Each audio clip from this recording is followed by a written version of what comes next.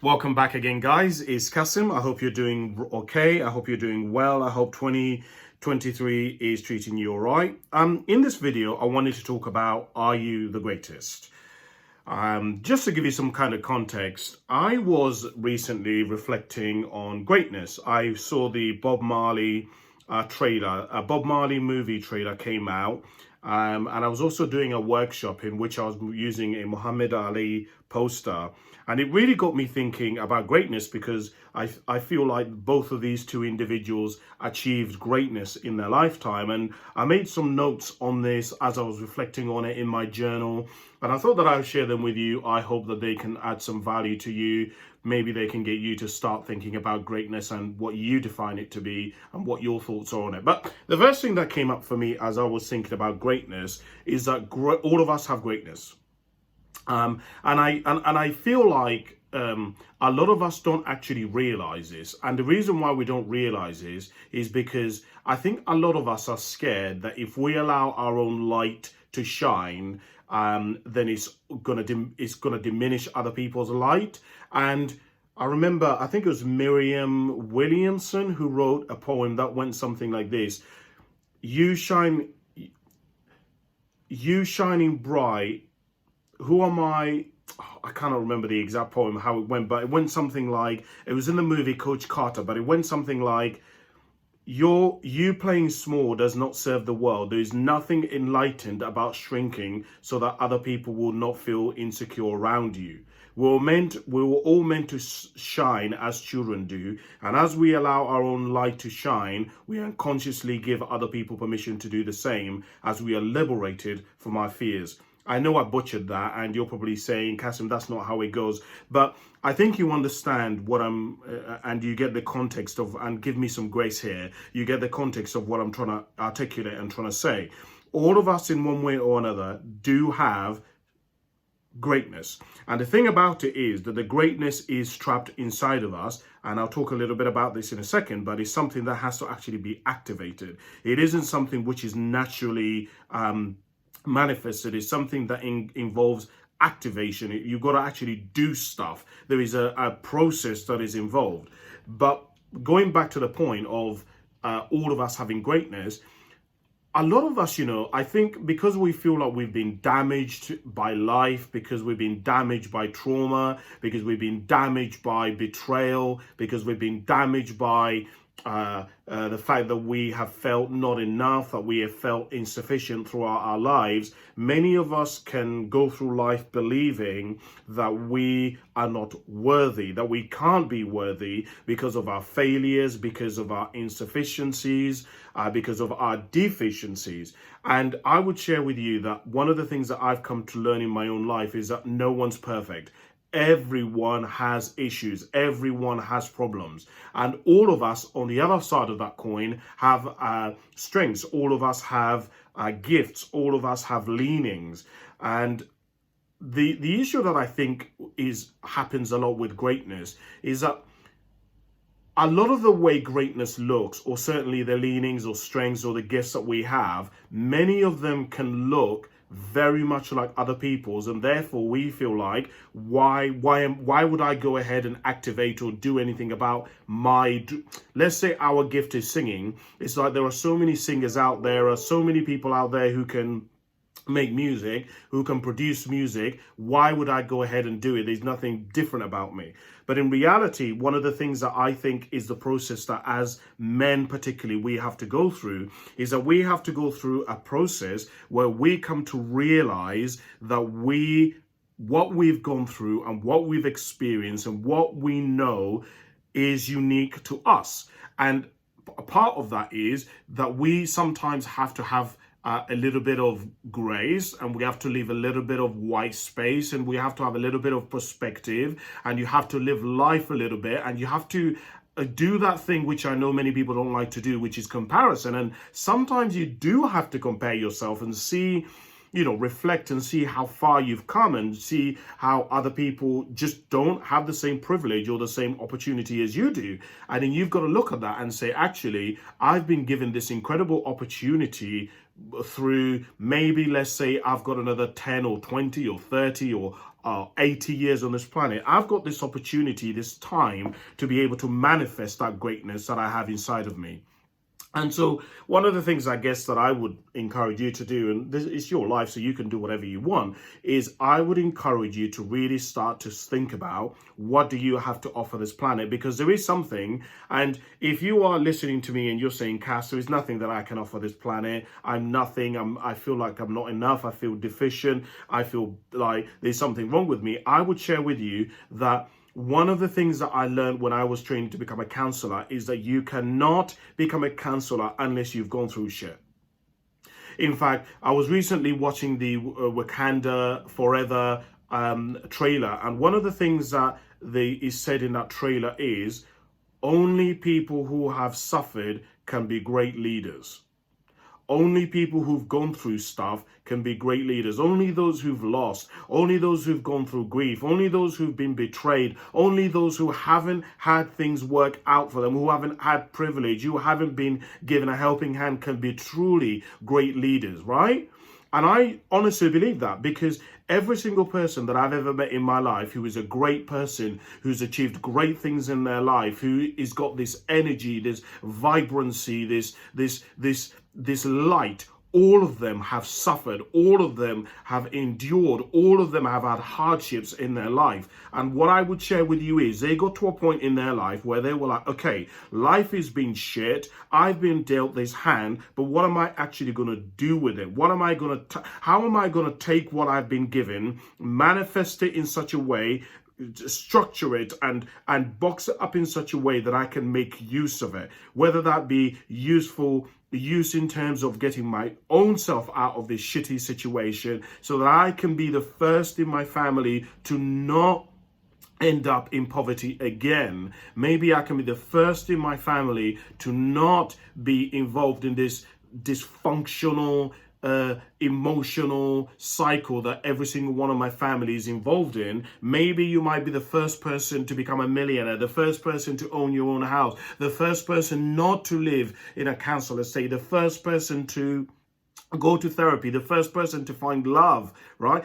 However it may manifest itself, what I'm suggesting to you is, there is a process. All of us have this amazing ability and capacity for greatness, but we got to realize it, man. And that's a tough job, right? To actually stop, look at what you have to offer is a very difficult thing. And by the way, on a side note, as attached to this, one of the things that you may find is you don't have anything to offer.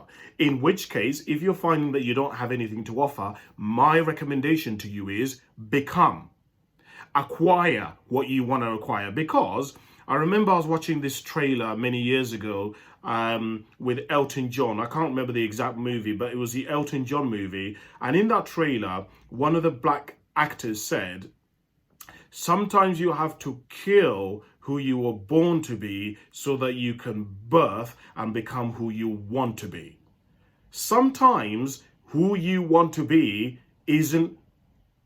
cannot be set up by the person you've been so far, right? Like, I remember when I decided that I wanted to help men sort of start their journey on becoming higher, fuller expressions of themselves, I was like, but who am I, man? Like, I've been through so much shit, I've made so many mistakes, like, come on, like, how am I supposed to do that? I want to write books. I don't know anyone who's written a book. I didn't even do very well in school. But I learned that I can get ghostwriters, that I can learn how to write books, that I can take courses on how to write books. In other words, I acquired that which was going to allow me to be able to release my greatness, to be able to exercise my capacity. It's just something that I would share with you. Sorry I lingered a lot on that point, but I think it's really important, because this point of people realizing that they do have greatness, that they can achieve great things, is really important. And I feel like a lot of people don't realize it. So that's the first thing. And on that, before I continue, I just want to highlight that again, and I touched on this earlier on, that just because you become who you want to be, it doesn't mean that other people can't become that too. There is more than enough space in the world. There is more than enough room in the world for other people to exercise their capacities too, and to also achieve greatness. Like, it's not limited. And the other thing that I should mention is that the world is so full of us people who don't realize that we have greatness, and of loads of people who do realize it but they never exercise it, that honestly, the reason why you're going to appear to be great and are going to achieve greatness in your own, as you define it, is because a lot of people aren't doing it. And so when somebody does reach out and does decide to live life on their terms and does decide to exercise all that they're capable of being, people notice, because it's odd, right? It's different. And on this, actually, I was thinking about this just yesterday. It's interesting. I was listening to a guy, and the guy was saying that a lot of people want to be unique, and they want to be special, and they want to be different. But if you look at their behavior, really, they actually yearn and lean more towards fitting in. And I found that to be true. I found that to be true indeed. A lot of us really, if one of the things that I wrote down here is, can your life back up what you say, what you claim? There's a lot of people who say, I have greatness, I'm going to do great, I'm going to live this remarkable life. But then just when you start looking at their life, it's like, bro, your life does not match anything of what you said, right? You say you want to start a restaurant. Okay, well, let's look at, have you got the menus? Have you gone and got quotes? Have you come up with cocktails? Have you come up with food? Have you come up with dishes? Have you gone and gotten ideas? Have you traveled? Have you gone and spoken to other chefs? Have you gone and worked in other restaurants? Like, have you become an apprentice? And it's like they haven't done anything at all towards achieving their greatness. And which leads me to one of the other things that I also wanted to touch on, which I touched on earlier on, is one of the things that I've come to realize is that greatness, whilst it is inherent, to unlock it requires that you be active, that you have to actually you have to be proactive. You've got to be productive. You've got to actually exercise it. You've got to do something about it.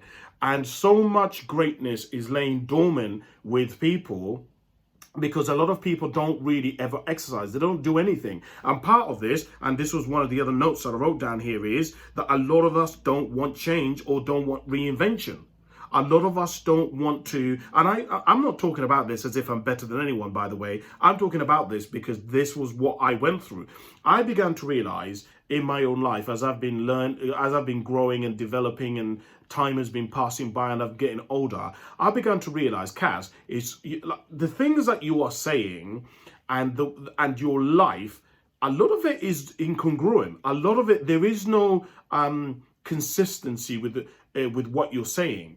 Every year, I decide to live by a word.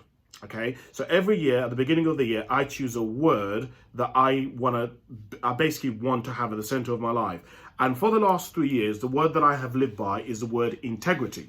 And the reason why I've lived by that word integrity is because it is so easy for me to stray off and be incongruent and not have integrity.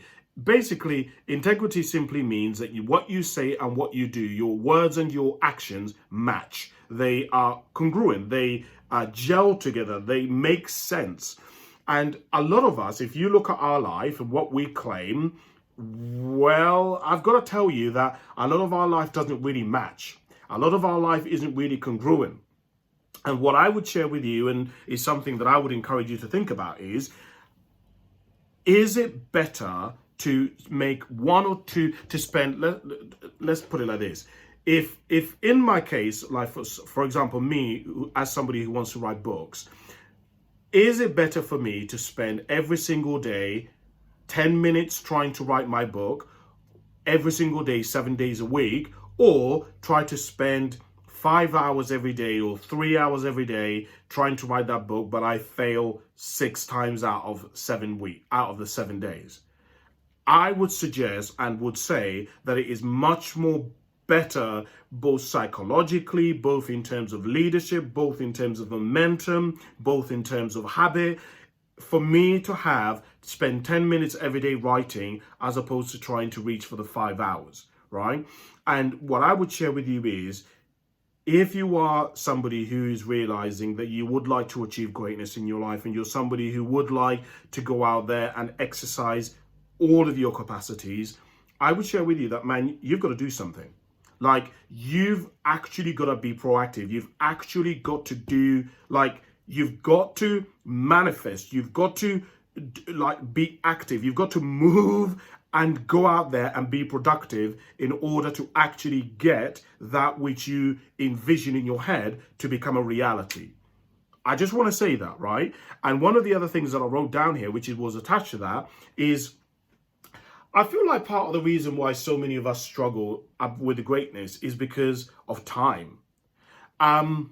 They say that time waits for no man. I found this to be very, very, very true in my life. I found this to be very true. You know, it's very easy to say, I'll do that next week. I'll do that tomorrow. I'll do that in 6 months. I'll do that in the summer. But the problem is, you get to the summer and then something else comes up. And in 1 or 2, 3 or 4 months later, you're all of a sudden in November, and then you're like, damn, it's the end of the year and you've done nothing. And I'm saying this to you because one of the reasons why I'm saying this to you is because this year I was wanting to publish 3 books. The date today is the 14th of July, 2023. I currently haven't published 0 books, right?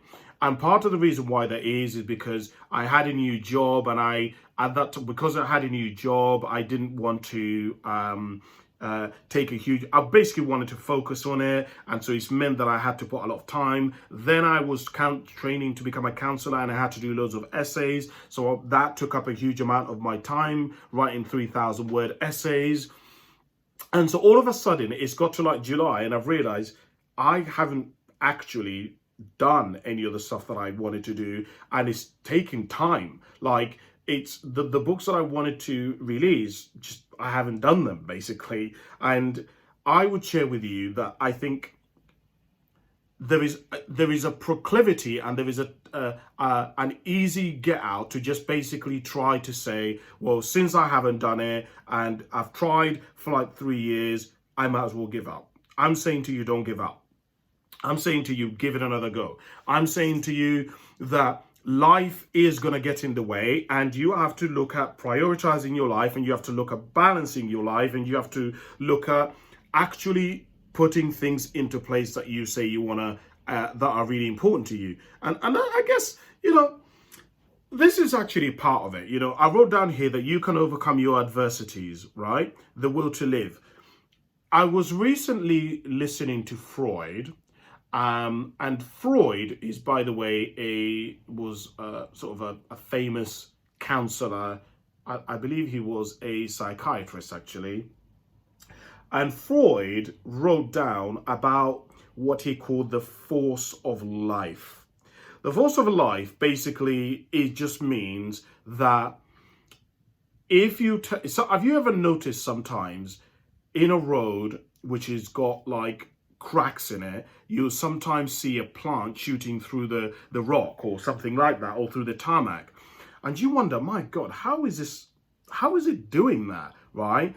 And what I've come to realize, and what Freud talked about in this book, is all of life, human beings and all of nature has this, what he called the force of life. We want to grow. If we see if you leave a plant by a window, it will naturally lean towards the light so that it can find that sunshine, so that it can find that light, so it can go towards that.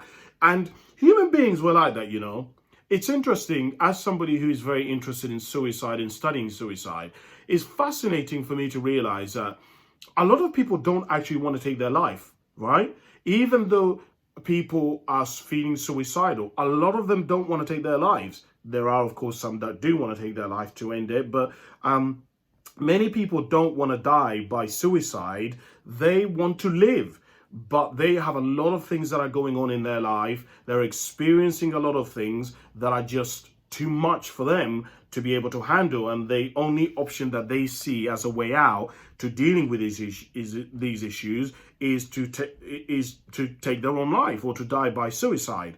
And what I would share with you is this. Look, anything that is worth anything is going to be difficult. I remember I wrote in one of my books, I can't remember the exact quote that I wrote, but I wrote something to the effect of, if you claim that something is really important, your goal or your vision will be put to the test. And I wrote that down there because I've come to realize through studying a lot of people that just because something is good, it doesn't mean that it's not going to have adversity. Just because something is ethical or something has the right intentions, it doesn't mean that you're not going to have tests. It doesn't mean that you're not going to have challenges. The fact that you have challenges is proof of how important that it is. And it's proof that God, the universe, whatever you want to call it, doesn't just want anyone to try to attempt to actually achieve this. They want authentic and the right people to actually realize it. Now, I get it. That's all very spiritual, woo, sort of stuff. But I believe that stuff. I believe it, right? And you know, it makes sense to me. It makes sense. Like, if you have a business and in that business you want to employ the best people, you want to give them a hard time during the interview process so that only those who truly want to work for you and only those who are the best come through your organization, right? And so I think that's how life works. I think that's how life works. So I guess that's where I'm going to finish. Obviously, this subject is so big and so huge, and I've got about 20 minutes. I like to talk about these subjects. But what do you think? What are your thoughts on greatness? Do you agree? Do you disagree? I'd love to hear your thoughts. You know, this is just, we're having a conversation. I'm just sharing with you some of the things that I've been reflecting on. This isn't like, Cass, you're right, I'm wrong sort of thing. This is not how this works. This is, we're having a conversation. We're talking about this subject. I'm reflecting on it. I'm journaling on it. What are your thoughts? Do you agree? Do you disagree? Write to me. Comment below. Send me a message. You know all the right things, guys. I don't need to sell this stuff to you. But I really appreciate you listening. Thank you very much. And I'll speak to you soon. Bye for now.